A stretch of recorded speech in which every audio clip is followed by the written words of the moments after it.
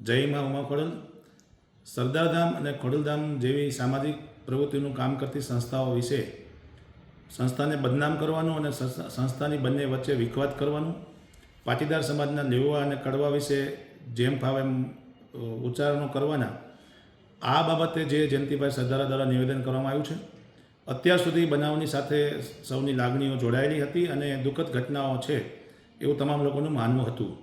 પરંતુ ગઈકાલના તપાસના અંતે એક ખૂબ જ ચોંકાવનારી માહિતી બહાર આવી છે કે આ સુનિયોજિત આ કાવતરું હતું અને ખોડલધામ અને સરદારધામની વિખવાદ વધે એના માટે જયંતિભાઈ સરદારાને આગળ કરવામાં આવ્યા છે અને જયંતિભાઈ સરદારા દ્વારા તમામ સંસ્થાના આગેવાનોને એક જાતનો અંધારામાં રાખીને સન્માનીય ગગજીભાઈ સુતરિયા અને શ્રી નરેશભાઈ પટેલને કઈ રીતે બંને વચ્ચે વિખવાદ થાય એનું આયોજનપૂર્વક એક કાવતરું ઘડવામાં આવ્યું હતું.